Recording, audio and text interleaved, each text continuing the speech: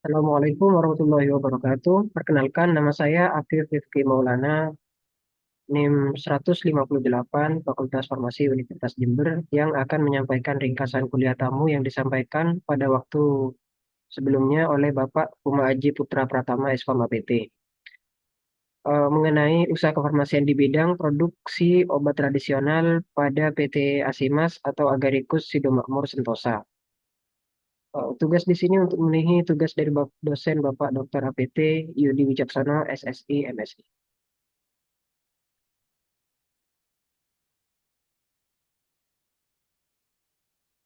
PT Asimas sebelumnya profil PT Asimas adalah perusahaan yang bergerak di bidang makanan, obat tradisional dan kosmetik yang sudah mendapatkan izin Badan BPOM, Badan Pengawasan Obat Makanan.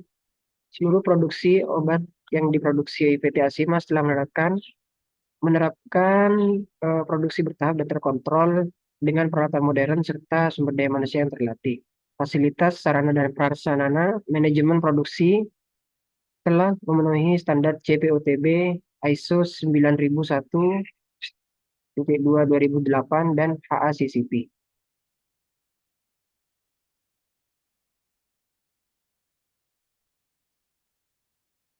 Produk yang bisa dikembangkan di PT Asimas dalam bentuk sediaan suplemen, obat atau obat herbal, pangan fungsional, dan kosmetika. Berikut daftar produk-produk herbal yang diproduksi adalah pada PT Asimas sejak pada hingga tahun 2023.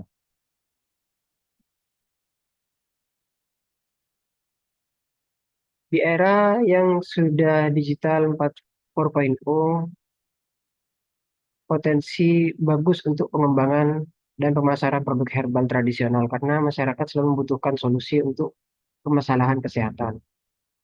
Apoteker dan farmasis bisa lebih dapat mengembangkan potensinya dalam edukasi atau pengembangan produk.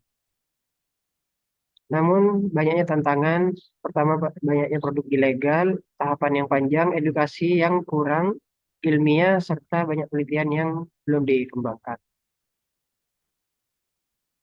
Obat tradisional atau jamu di Indonesia sangat perlu diteruskan dan dikembangkan karena potensi alam dan kekayaan hayati yang sangat besar, serta jamu merupakan warisan leluhur atau eh, empiris.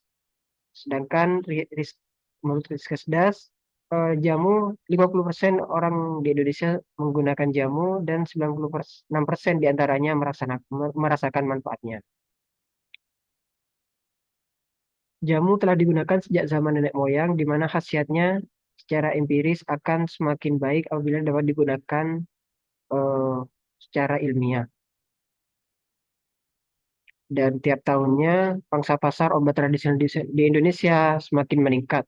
Dari tahun 2006 awalnya 5% hingga tahun 2022 menjadi 13,2% di pangsa pasar di Indonesia. Sedangkan pasar global obat tradisional eh, memiliki omset yang signifikan naik. Obat tradisional di pasar global sekitar 138,350 miliar US dollar dan akan diproyeksikan 5 tahun ke depan sekitar 218 miliar US dollar dengan pertumbuhan kurang lebih 6,7% per tahun. Produk dan tahapan pengembangan bahan alam berpotensi dikembangkan menjadi produk yang beraneka ragam mulai dari pangan fungsional, ekstrak bahan alam, sediaan herbal, kosmetik, dan suplemen kesehatan. Sebagai apoteker, memiliki potensi dan ilmu yang lebih unggul dalam menilai melakukan riset pasar untuk membentuk suatu produk yang unik, tepat guna, dan tepat sasaran. Klasifikasi produk obat di Indonesia, yang pertama ada makanan minuman atau pangan, obat tradisional, terdiri dari jamu, OHT, fitofarmaka, kosmetika, suplemen makanan, dan PRIT atau bahan olahan yang dibuat oleh UMKM. Dan definisi jamu dan tingkatannya terdiri dari tiga. Yang pertama ada jamu, kedua ada OHT, obat herbal terstandar, dan ketiga fitofarmaka.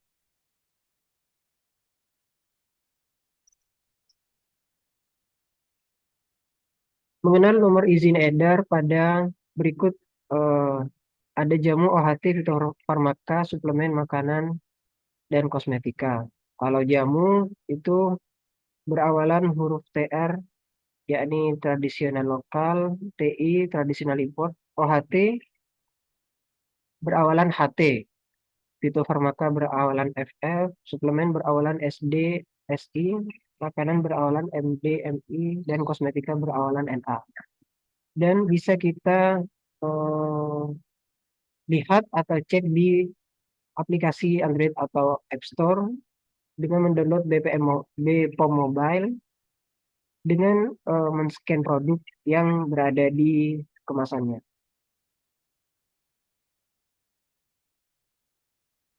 Selanjutnya, definisi pangan fungsional dan regulasinya.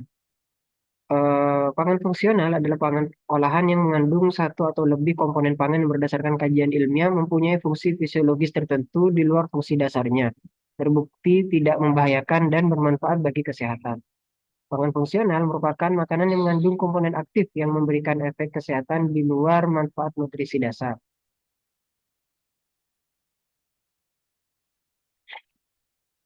Selanjutnya, definisi pangan fungsional dikemas dalam jumlah besar dan tidak dijual secara langsung kepada konsumen akhir. Pangan yang dijual dan dikemas langsung di hadapan pembeli dalam jumlah kecil sesuai permintaan konsumen. Hal itu merupakan tercantum dalam Badan POM dan NADFC. Tujuan pangan fungsional adalah supaya dapat dikonsumsi lebih efektif, efisien dalam pembentukan AKG atau nutrisi dibanding konsumsi biasa atau konvensional.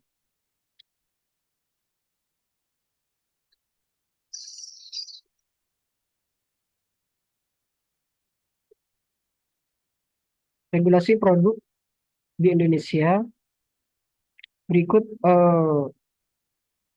regulasi produk di Indonesia mendapatkan izin edar, produk harus didaftarkan ke BPOM. Direktorat Registrasi Obat Tradisional, Suplemen Kesehatan, dan Kosmetika melakukan evaluasi mutu keamanan dan khasiat produk sesuai dengan kategori produk yang didaftarkan.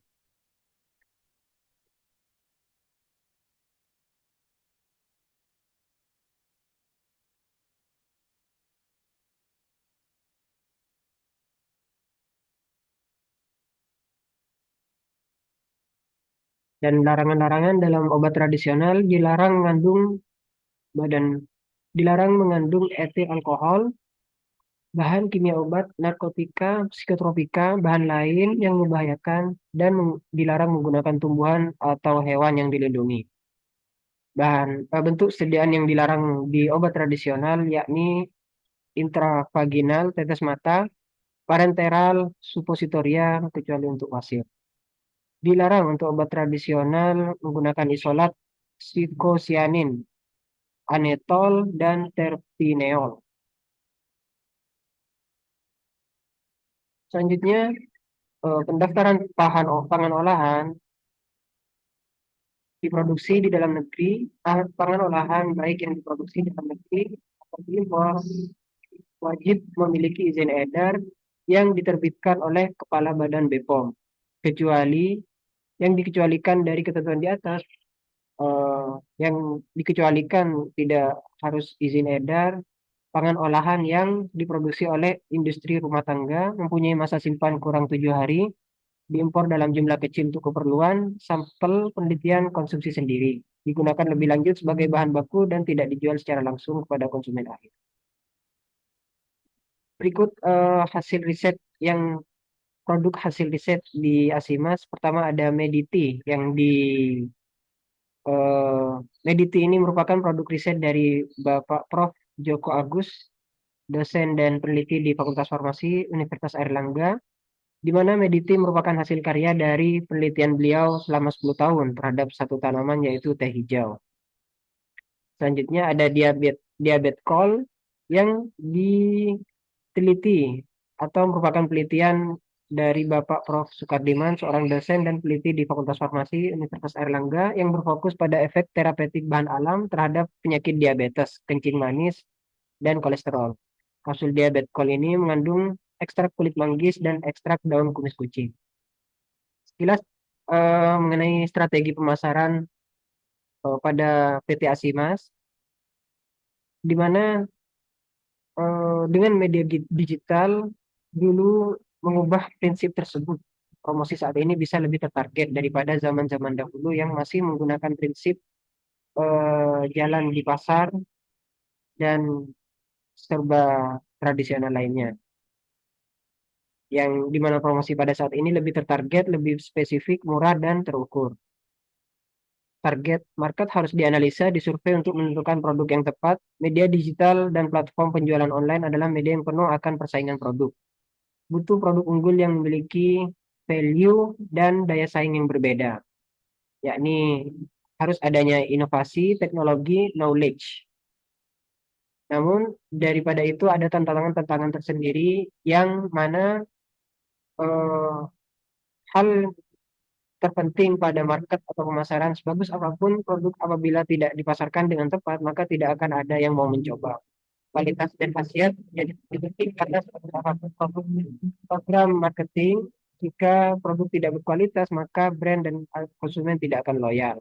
Ketiga, kendala perizinan yang butuh waktu, maka diharapkan pihak marketer bisa lebih bersabar dan prepare. Keempat, konsep produk yang cocok dengan segmentasi pasar akan semakin mudah diterima. Riset pasar sangat penting untuk dilakukan. Miliki produk dengan nilai keunikan yang tinggi sehingga dapat menjadi value atau selling proposition yang tepat. Dan itulah tadi penyampaian dari saya mengenai eh, ringkasan kuliah tamu pada tentang industri obat tradisional yang disampaikan oleh Bapak Uma Aji di PT Asimas. Sekian dan terima kasih dan apabila ada kesalahan kami mohon maaf yang sebesar-besarnya. Wassalamualaikum warahmatullahi wabarakatuh.